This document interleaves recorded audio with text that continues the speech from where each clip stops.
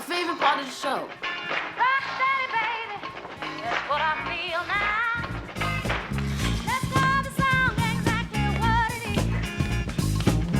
Yeah, move your eyes could get hurt. Be quiet, you can't see it. Y'all got no soul. Look, he's down on his butt.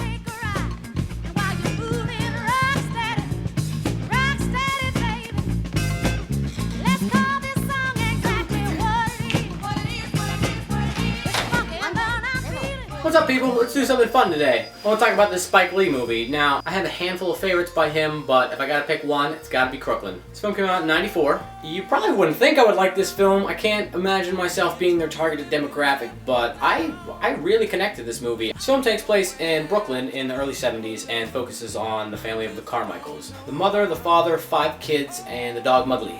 They're not doing too well financially, the parents are fighting. The mother is a school teacher, but really she's the main provider for the family. She's the one with a level-headed mind, keeping everyone together. The father's more of a struggling artist type. You know, Daddy doesn't want to fight or yell or scream or holler.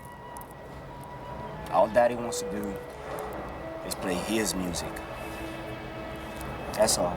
Well, maybe if you played other people's music, Mommy wouldn't scream and yell at you. I can't do that anymore, Troy. He might not have everything clearly in perspective, but I love the man's outlook. People are gonna come to this concert, and people still want to hear good music. I don't give a damn how many records this rock and roll shit sell. People still know the difference between that and good, pure music. I think about that all the time when I turn on the radio and hear Justin Bieber or Lady Gaga, and I really like to believe those words, buddy. The 9-year-old middle child, Troy, who is the only daughter, is our main character, and the story is mostly told through her eyes. Give me 2 licorice sticks, 10 bazookas, some lemon heads, some fireballs, and some Boston baked beans. Seems to be a commentary on people's diet. Maybe I'm just picking up on something. There's a lot of excess of candy, salt, sugar, not eating their vegetables. I noticed this, maybe I'm just crazy. So yeah, this movie is mostly about Troy and her family just trying to, make their way. We get to see how poor they are, but, they're not even the poorest people on the block. Mashed potatoes, fresh squeezed lemonade, and string beans. Oh, look what's that with that chicken. It's interesting. Everyone in this movie is kind of a dick in one way or another. Even our main character. Sorry, why? Sorry, I called your mother a hoe. And you sorry about teasing me about being left back 3 times, about being on welfare, about me and my brothers having 3 different fathers? All right already, I said I was sorry. You better be. But I like it. It makes everything feel much more real and three-dimensional. Really helps with all that inner tension between the family. The movie has a very odd structure. It's not a bad thing, but it just almost feels like a series of random events. What you talking about? I ain't no puta. I ain't no puta. I'm cunning. I keep my panty clean. This movie is kind of a collection of just like a lot of little awesome scenes. I ain't no pizza. I keep my pajamas clean. I ain't no pizza. I keep my pajamas clean. I keep my pajamas clean. So the movie focuses on the family, but there's definitely a lot of crazy side characters. We got the neighbor with all his crazy animals. It's not unusual to find that I'm in love with you. We got the guy that sings all the soul tunes. I love him. He's my man. Overnight sensation. Drive a big expensive car. We even got the director himself playing a drug addict. You got some money for right hand in my main man snuff. Give it up. I love the little dream sequence with Troy where she actually flies away in Spike Lee's trademark dolly shot. You know, that one shot that Spike uses all the time, whether it's necessary or not, but it always looks good, and here I think it's really effective. It's pretty crazy the aspect ratio changes for a small portion of this film. It happens when Troy goes to stay with her rich relatives, so I can only assume that this is Spike Lee trying to say that, money will change your perspective on things. I love the music in this film. This film has such a good soundtrack. If you like some soul music, baby, this movie is for you. We got, the 5 stair steps. Ooh, child, things are gonna get easier. The Chamber Brothers.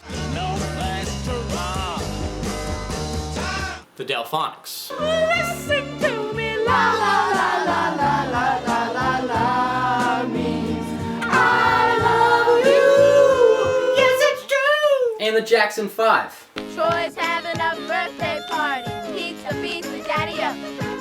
Just excellent soundtrack all the way through.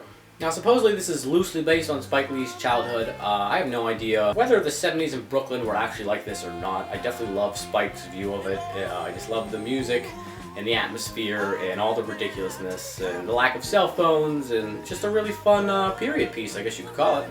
I know not the exact demographic for this movie, but I'll never forget a couple years ago, I saw Spike Lee give a talk and someone asked the question if he could give any words of advice for an upcoming black filmmaker. And I'll never forget what Spike said. He said, you know, it's not about black or white, it's about talent. And it's about putting your heart on what you're making. I think Spike is just telling it like he sees it.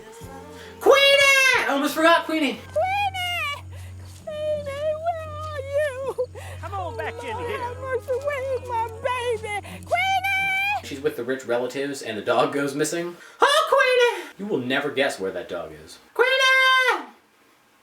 That's so much fun to do. Queenie! You know, this is just a fun movie all the way through. Great soundtrack. There's some really funny moments. There's some really sad, touching moments. You know, movies about kids, especially with child actors, are very hard to do and very hard to pull off. And, you know, I think this one really works. Everyone did a really good job in this movie. This movie just makes me feel, you know, I want to laugh, I want to cry, I want to dance around the room. Because I ain't no puta, I keep my pajamas clean. I just love the setting and the feeling and, you know, all the wacky characters. This movie is just fun. If you haven't seen this movie, go watch it. If you have seen it, spoilers! I really like the funeral scene where Oochow is playing. I always really like the moment with the older brother and Troy on the couch. For most of the movie, they've done nothing but fight. And here we finally get to see them bond, and then it's even more sad because I just read that the actor that played that brother, he died back in 2003, so rest in peace, buddy. Now, I know people are going to be hating on the ending credits because Spike Lee decided to throw a little something different in there. I like it.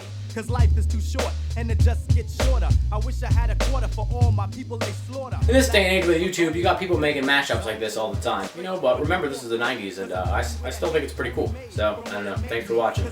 Oh, and Queenie was in the couch.